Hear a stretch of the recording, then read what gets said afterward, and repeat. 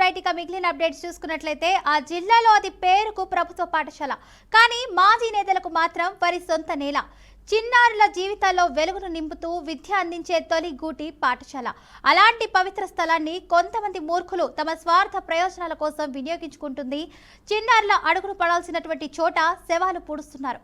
ప్రశ్నించరు, ప్రశ్నించినా పట్టించుకోరు. సామాన్యుల నోరు విప్పితే బెదిరింపులు. ఇదే ఆ జిల్లా ప్రభుత్వ పాఠశాల పరిస్థితి. ఇక మార్కాపురం జిల్లా తర్లుపాడు మండలం గానుగపేంట ఎస్సీ కాలనీలో అయితే వైసీపీ నేత కిరణ్ ఆగడాలు ఆకాశాన్ని ఉంటాయి. ఇన్నేళ్లు దాచుకున్న అతడు ఇప్పుడు ఏకంగా ప్రభుత్వ పాఠశాల ఆట స్థలాన్ని శ్మశాన వాటికను చేశాడు. తన తండ్రి చనిపోగా మృతదేహాన్ని ఇళ్ల మధ్య ఉన్న ప్రభుత్వ పాఠశాల ఆట స్థలంలో పూడ్చేందుకు యత్నించాడు. ఇక గ్రామస్తులు, పాఠశాల ప్రధానోపాధ్యాయుడు చిన్న వెంగయ్య తొలుత దీన్ని అడ్డుకున్నారు. బడి పిల్లలు భయపడతారని వారు చెప్పినా కిరణ్ వినలేదు. తన తండ్రి శవాన్ని ఇక్కడే పూడ్చిపెట్టాలంటూ పట్టుబట్టి పాఠశాల ఆట స్థలంలోనే పూడ్చేశాడు. ఈ విషయాన్ని గ్రామ పంచాయతీ అధికారి రామాంజనేయ రెడ్డి దృష్టికి ప్రజలు తీసుకెళ్లినా ఫలితం లేకుండా పోయింది. అడ్డు చెప్పాల్సినటువంటి అధికారే వైసీపీ నేత కిరణ్ కు సపోర్ట్ చేశాడని గ్రామస్తులైతే వాపోతున్నారు. మరో అధికారి తహసీల్దార్ కేకే కిషోర్ కుమార్ అయితే స్పందిస్తూ శవం పూడ్చిన స్థలం చుట్టూ గోడ కట్టాలని కిరణ్ కు చెప్పడం విడ్డూరంగా ఉందని మండిపడ్డారు.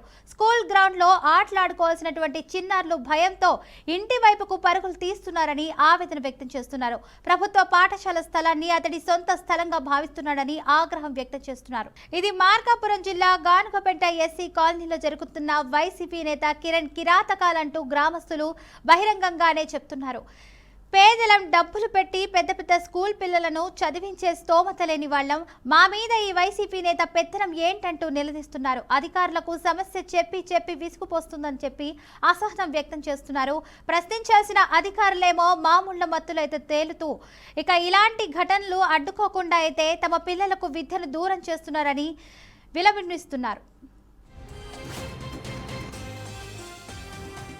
శవాన్ని పెట్టారు సార్. శ్మశానం వల్ల శవాన్ని పెట్టారు ఇళ్ళ ముందు, మా ఇళ్ళ ముందు, స్కూల్ ముందు. మేము అడిగాం సార్. అడిగితే మా చోటు మేము పెడుతున్నాము, మీరే అందరూ తగాదాలకు వచ్చారు సార్. అందరూ వాళ్ళ బంధువులు అంతా వచ్చారు సార్. ఊరికి ఇష్టం లేదు సార్. ఇక్కడ పొద్దున్నెత్తి అందరూ బడి పిల్లలు, రోడ్డు, రస్తా ఎవరికి ఇష్టం లేదు దాంట్లో పెట్టింది సార్. ఇక్కడ వద్దంటుంటే చెట్లు అడ్డమంటే చెట్లు కూడా పీకిచ్చి రెవెన్యూగా చేసి ఇక్కడ శ్మశానం పెట్టింది సార్.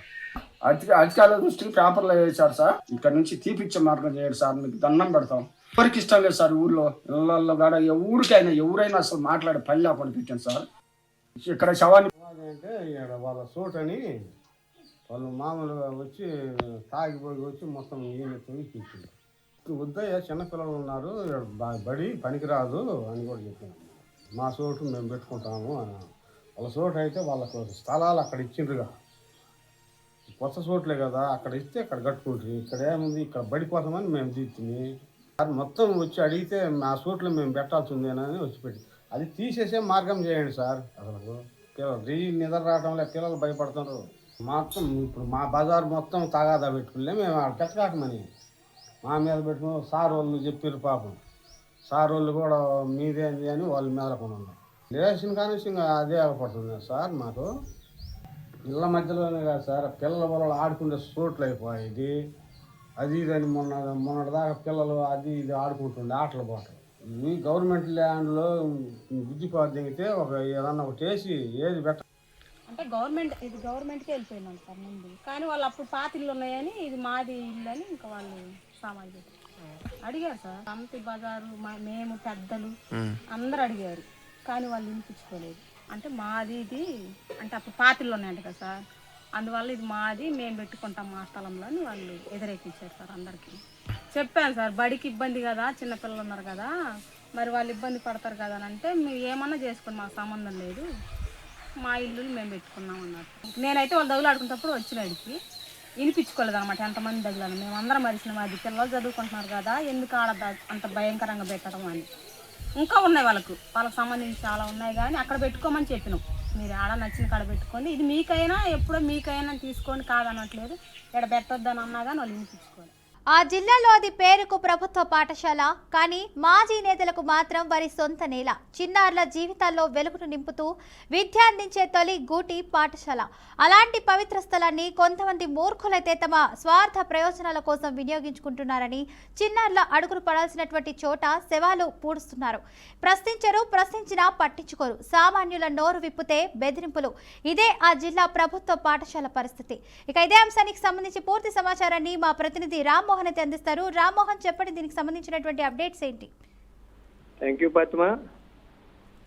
ఉమ్మడి ప్రకాశం జిల్లాలోని మార్కాపురం జిల్లా అయితే వైసీపీ నేత కిరణ్ ఆగడాలైతే మితిమించిపోయాయని చెప్పుకోవచ్చు. పసిపిల్లలు చదువుకునే పాఠశాలలో శవాలు పూడ్చిన వైసీపీ నేత కిరణ్ ప్రభుత్వ పాఠశాల స్థలం నాదంటూ వాళ్ళ ఏదైతే ఆ కిరణ్ వాళ్ళ శవాన్ని అడ్డు పెట్టుకుని నానా హంగామా సృష్టించాడు. పాఠశాల ఆవరణలోనే తండ్రి మృతదేహాన్ని పూడ్చిపెట్టిన వైసీపీ నేత ఉపాధ్యాయులు అడ్డుకున్నా వినిపించుకోకుండా అక్కడే పూడ్చివేశారు. అదే స్థలం తనదేనంటూ పాఠశాల స్థలంలో అంత్యక్రియలు చేశారు.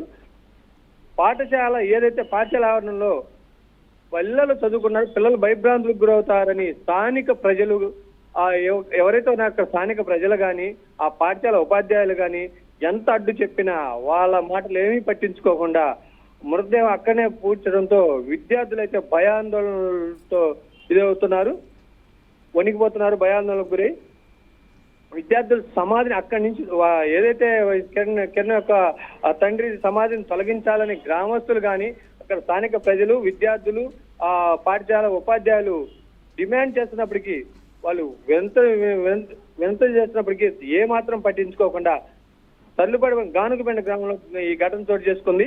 ఏ మాత్రం పట్టించుకోవట్లేదు. కానీ ఈ ప్రశ్నించిన కూడా ఎవరు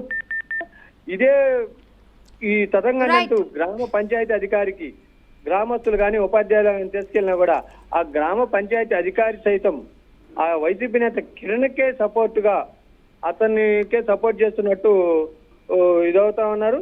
కానీ నా సపోర్ట్ కిరణ్కే అంటూ అతను సైలెంట్ గా విద్యార్థులుగా తల్లిదండ్రులు కానీ ఆ గ్రామస్తులు కానీ ఉపాధ్యాయులు ఎన్నిసార్లు చెప్పినా ఆ పంచాయతీ అధికారి అయితే పట్టించుకోవట్లేదు. దీనిపై మీడియా మిత్రులు, మన మీడియా సైతం జాయింట్ కలెక్టర్ను కలిసినప్పటికీ జేసీ గారు ఆదేశాలు ఇచ్చేప్పటికీ అక్కడ స్థానిక తహసీల్దార్ ఎవరైతే ఉన్నారో కిషోర్ కుమార్ దాన్ని ఎవరైతే వైసీపీ నేతకు గోడన్నా కట్టుకోండి అని చెప్పిన కదా, కానీ గ్రామస్తులు దాన్ని కూడా అసలు సమాధే లేకుండా తీసేయమని చెప్పి ఏదైతే ఉపాధ్యాయులు కానీ అక్కడ గ్రామ ప్రజలు కానీ కోరుతున్నప్పటికీ, కానీ అక్కడ సమాధి ఘట్టం కానీ ఆ గోడ ఘట్టానికి కానీ గ్రామస్తులు ఒప్పుకోవడం లేదు. కానీ అవేమి పట్టించుకున్నట్టు ఆ వైసీపీ నేత ఎవరైతే ఉన్నారో నాదే స్థలము, మేమే ఇచ్చాము పాఠశాలకి, నాదే స్థలం, నా స్థలంలో నేనే కట్టుకుంటా అంటూ అతని ఆగడాలు మాత్రం మితిమించిపోతున్నాయి. ఇప్పటికైనా పై అధికారులు తెలియజేసినప్పటికీ ఎవరూ పట్టించుకోవడం, గ్రామస్తులు అయితే ఆవేదన వ్యక్తం చేస్తున్నారు. పిల్లలకు విద్యను దూరం చేస్తున్నారని వారైతే ఆవేదన వ్యక్తం చేస్తున్నారు. ఇప్పటికైనా సరే పై అధికారులు, జిల్లా అధికారులు కానీ ఉన్నతాధికారులు కలువ చేసుకొని ఎవరైతే కిరణ్ తండ్రి మృతదేహాన్ని అక్కడి నుంచి తరలించి విద్యార్థుల భయాందోళన తొలగించాలని కోరుతున్నారు. Fatima. Right, thank you Rammohan for the update.